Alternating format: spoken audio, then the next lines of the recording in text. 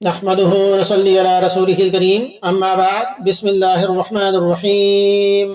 ابو ہریرہ رضی اللہ عنہ سے مروی ہے کہ ایک مرتبہ جبرائیل علیہ السلام نبی اکرم صلی اللہ علیہ وسلم کے پاس حاضر ہوئے اور عرض کیا، یا رسول اللہ صلی اللہ علیہ وسلم، خدیجہ رضی اللہ عنہا آپ صلی اللہ علیہ وسلم کے پاس سالن یا کھانے کا ایک برتن لا رہی ہیں، جب وہ لے کر آئیں تو ان کے رب اور میری طرف سے سلام کہہ دیں اور جنت میں انہیں موتی کے ایک محل کی بشارت دے دیں جس میں نہ شور ہوگا نہ تکلیف ہوگی۔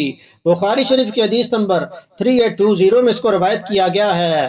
تو آپ ایمان لانے میں نبی اکرم صلی اللہ علیہ وسلم پر سبقت لے گئیں اور شور و غل سے پاک محل آپ کو دیا گیا، آپ کو بشارت دی گئی، کیونکہ کبھی بھی آپ نے نبی اکرم صلی اللہ علیہ وسلم کے سامنے بلند آواز سے گفتگو نہ کی اور نہ کبھی آپ کے ساتھ شور و غل اور اظہار ثانی سے آپ پیش آئیں۔ اور اسی طرح آپ کی فہم و فراست کے بارے میں کہ آپ نے سلام کا جواب کیسے دیا کہ ان اللہ والسلام، کہ بے شک اللہ پاک خود السلام ہے، اللہ کی حمد و ثنا آپ نے بیان کی، اور پھر جبرائیل علیہ السلام پر سلام بھیجا اور پھر نبی اکرم صلی اللہ علیہ وسلم پر سلام بھیجا۔ اور اسی طرح نبی اکرم صلی اللہ علیہ وسلم نے ایک مرتبہ 4 خطوط کھینچے اور فرمایا کہ کیا تم جانتی ہو کہ یہ کیا ہے؟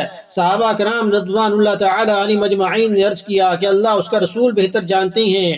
تو آپ صلی اللہ علیہ وسلم نے فرمایا، جنتی عورتوں میں سب سے زیادہ فضیلت پانے والی یہ عورتیں ہیں خدیجہ رضی اللہ عنہا، اس کے بعد فاطمہ رضی اللہ عنہا، پھر آسیہ علیہ السلام، فرعون کی بیوی، اور پھر مریم علیہ السلام۔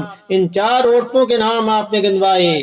تو اللہ پاک ہمیں صحابہ کرام رضوان اللہ تعالی علیہم مجمعین کے نقش قدم پر ان کی سنت کو اپنانے کی توفیق عطا فرمائیں، اطیع اللہ و اطیع الرسول پر عمل کرنے کی توفیق عطا فرمائیں، دین کے مسائل سمجھنے کی توفیق عطا فرمائیں۔